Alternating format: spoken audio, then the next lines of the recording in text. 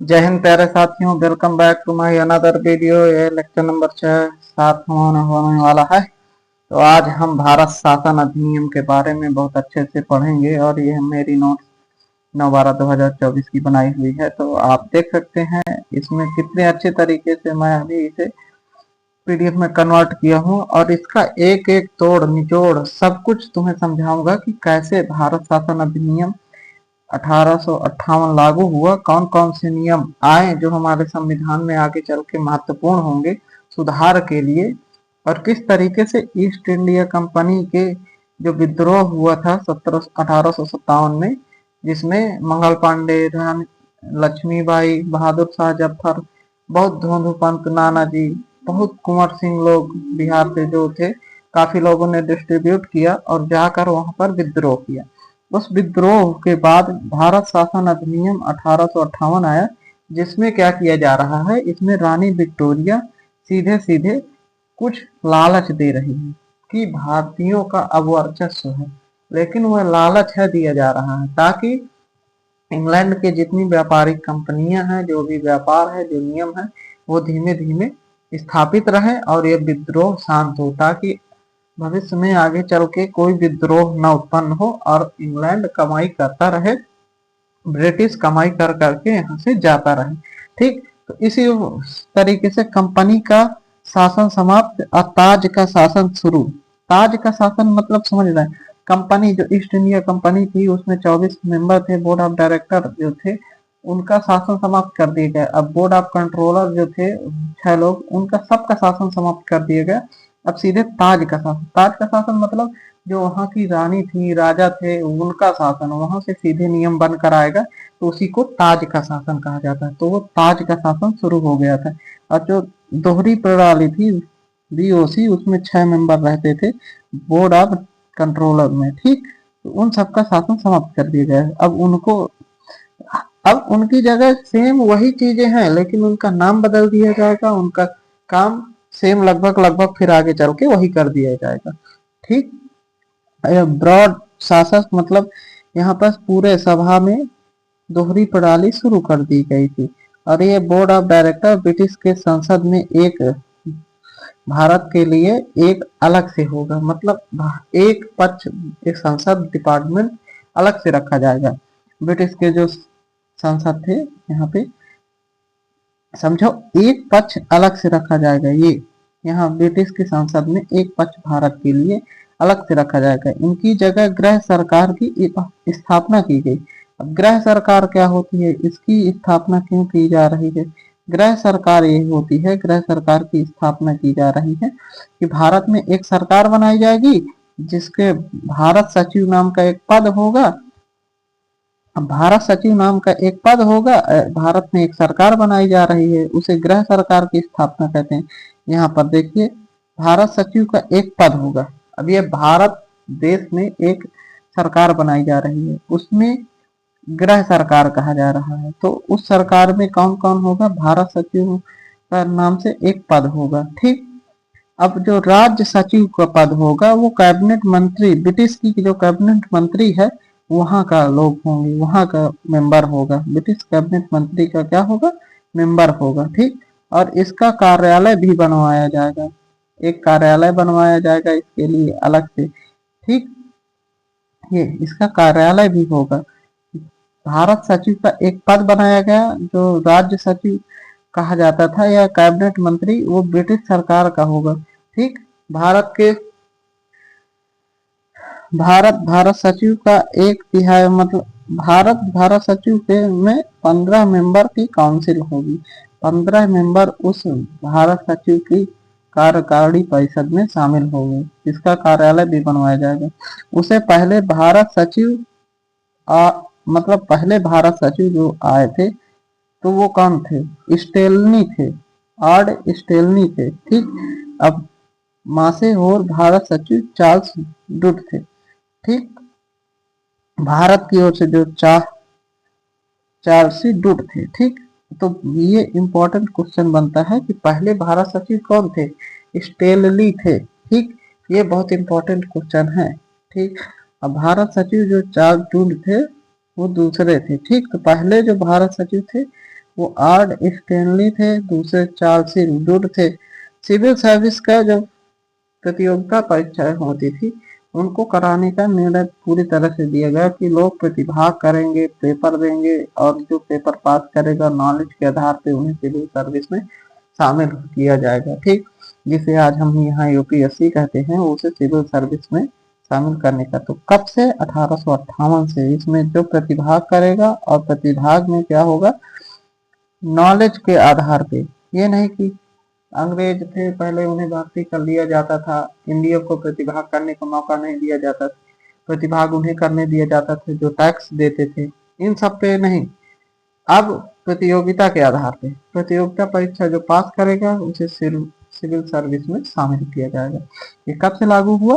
1858 से लागू हुआ। ये इम्पोर्टेंट। और ये पहला जो पहले भारत सचिव स्टेनली थे, ये बहुत इंपॉर्टेंट है। अब भारत सचिव में कितने मेंबर थे ये इंपॉर्टेंट है। भारत सचिव में 15 मेंबर थे पहले। ठीक, परिषद बनाई गई और भारत सचिव के लिए अलग से कार्यालय बनाया गया। ब्रिटिश संसद में एक डिपार्टमेंट बनाया गया।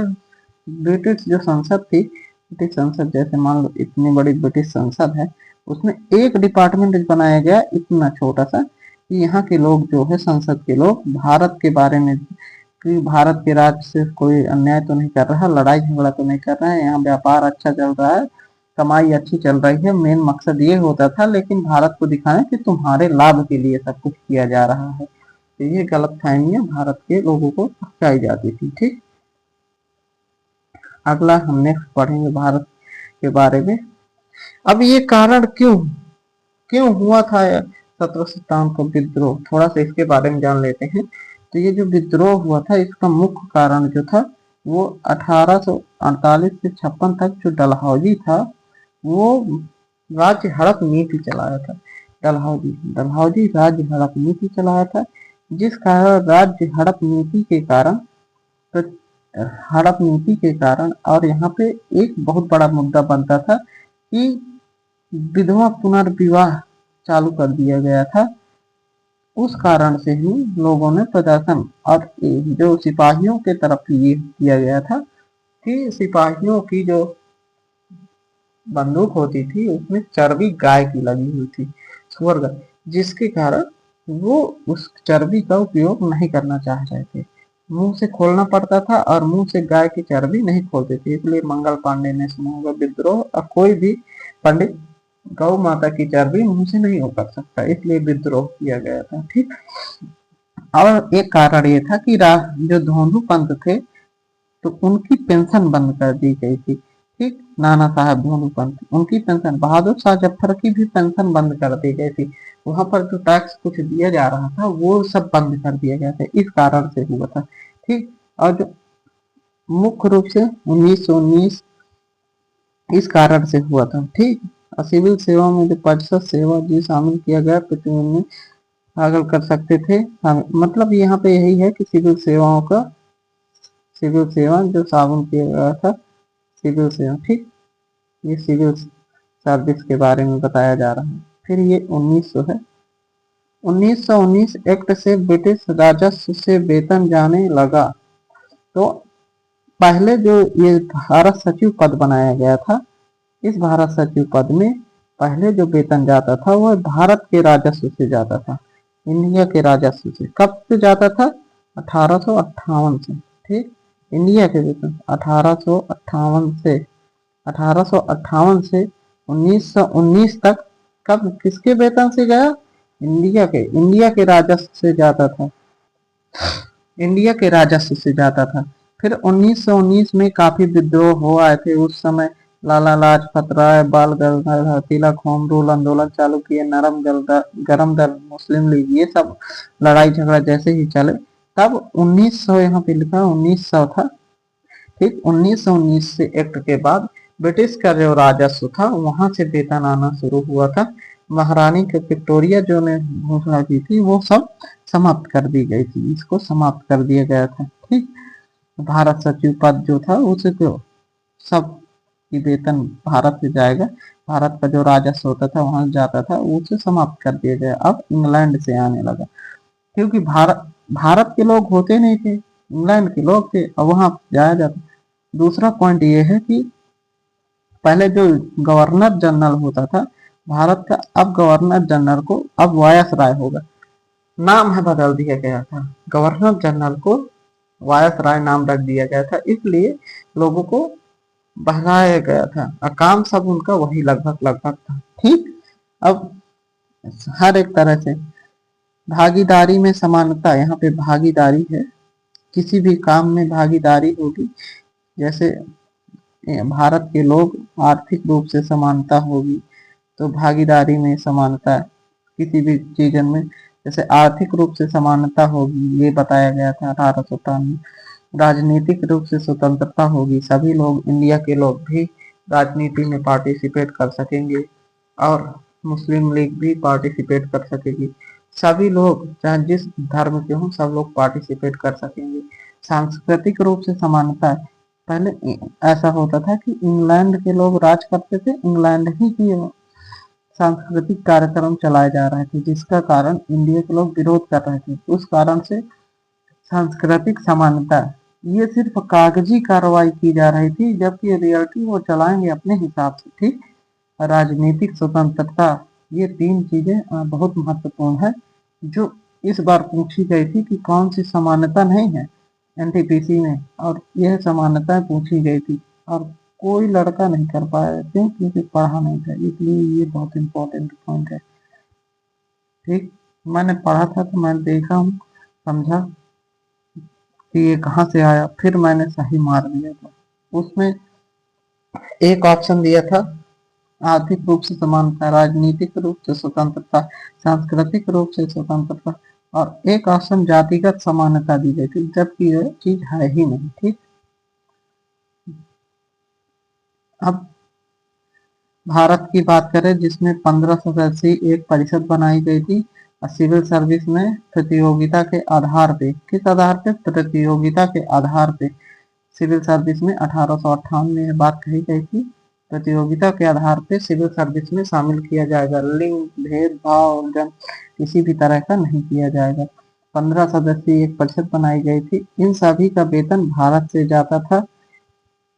भारत से कब से जाता था, 1858 से, 1858 से भारत से जाता था, जबकि 1919 में यह भारत से न जाके 1919 में कहां से जाने लगा, 1919 में यह जाने लगा इंग्लैंड के राजस्व, क्योंकि यहाँ पे इंग्लैंड के लोग ही बनते थे, इंग्लैंड के मंत्री कैबिनेट मंत्री से बनते थे लोग, तो उन्हीं के वहां राजस्व से जाने लगा था।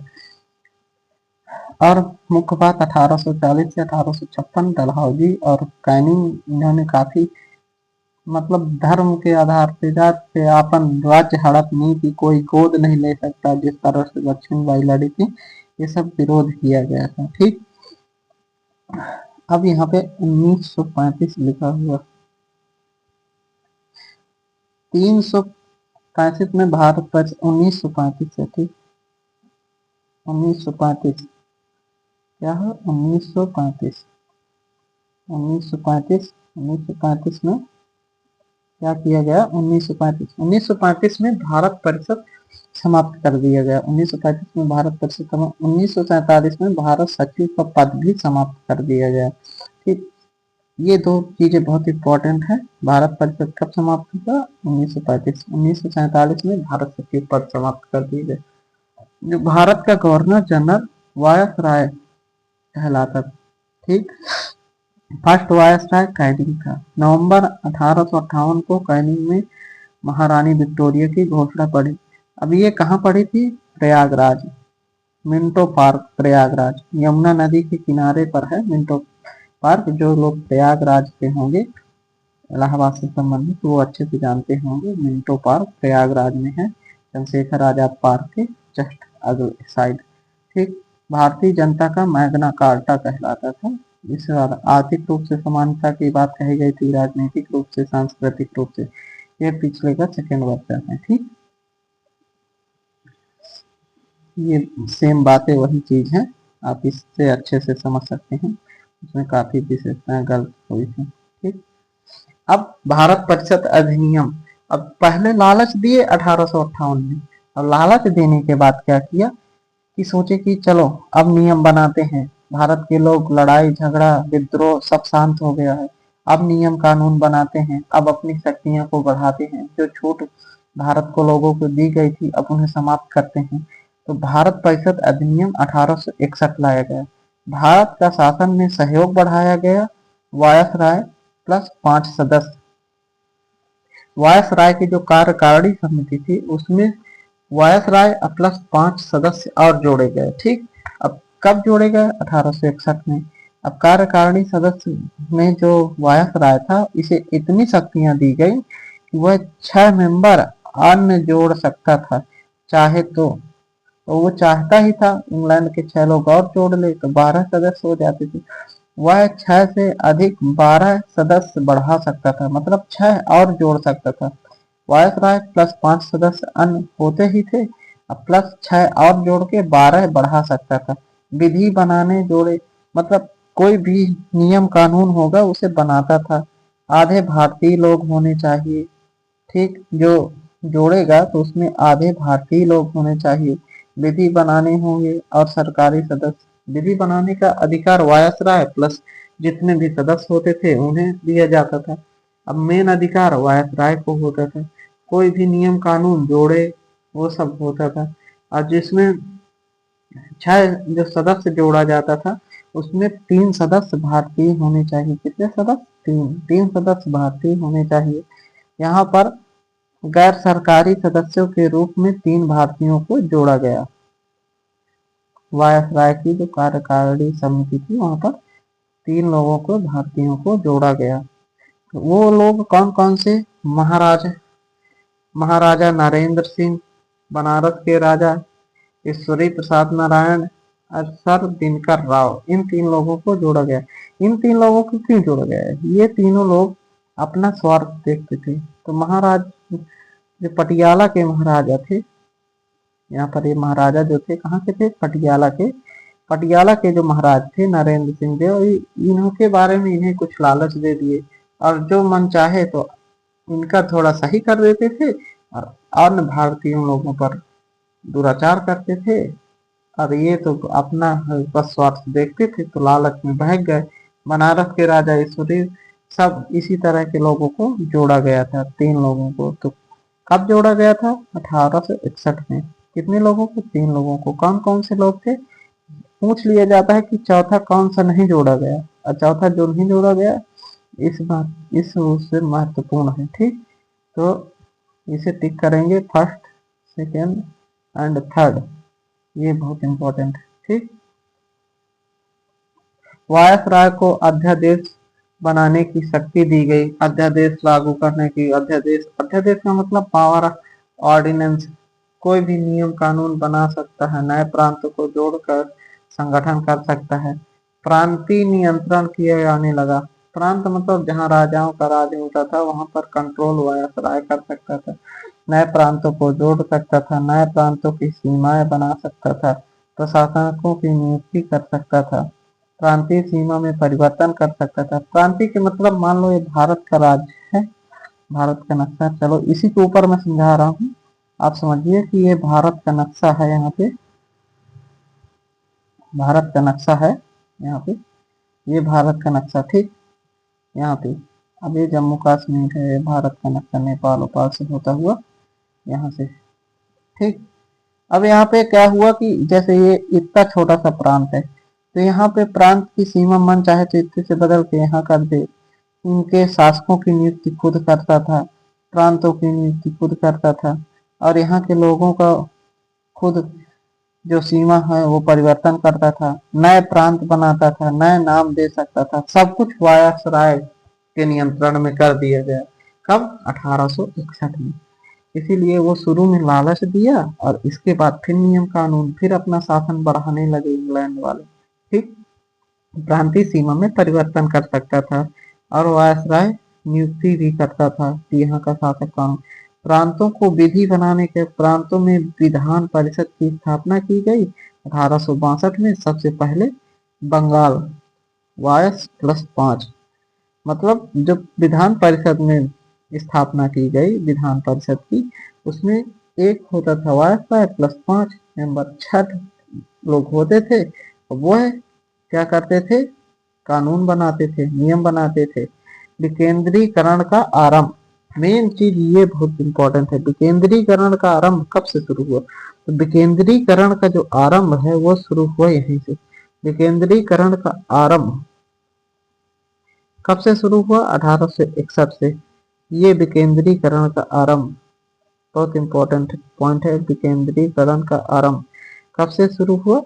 1861 से। प्रांतों को विधि बनाने की शक्ति दी गई। जो प्रांत होते थे उन्हें विधि बनाने की। पोर्टफोलियो प्रणाली की शुरुआत कैनिंग ने की थी। पोर्टफोलियो कैनिंग यहाँ चलता ही था क्योंकि 62 तक कैनिंग था। पोर्टफोलियो शुरुआत कैनिंग ने की थी। मतलब गृह मंत्रालय, वित्त मंत्रालय, राजस्व, कानून, सैन्य, इसे सब मिला के पोर्टफोलियो कहते हैं, जिसकी शुरुआत किसने की थी? कैनिंग ने की थी।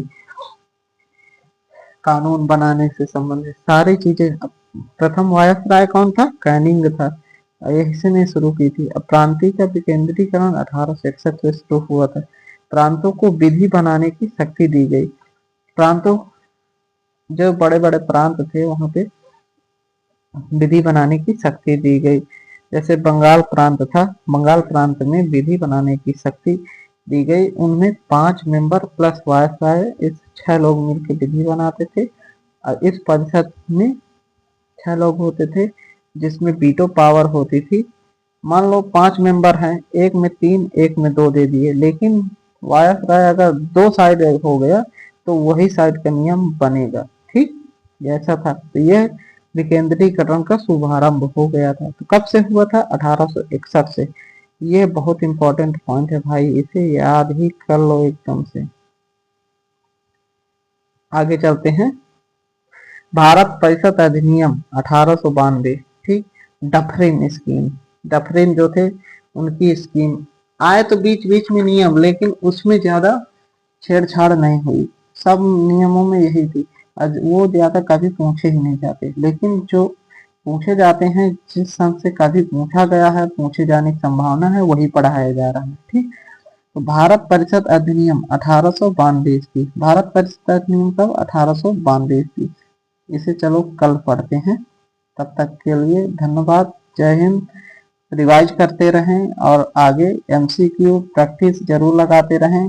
जितना पढ़ाया गया है उससे आप अगर फिर मॉक देंगे, चैप्टर वाइज अगर मॉक दे रहे हैं, फंस रहा होगा, देख लेना। कम से कम 95% चीजें यहीं से फंस रही होंगी। एसएससी, रेलवे या अदर कोई भी कॉम्पिटिटिव एग्जाम पूछा जा रहा है, सिवाय यूपीएससी को छोड़कर। ठीक, ओके, धन्यवाद, टेक केयर।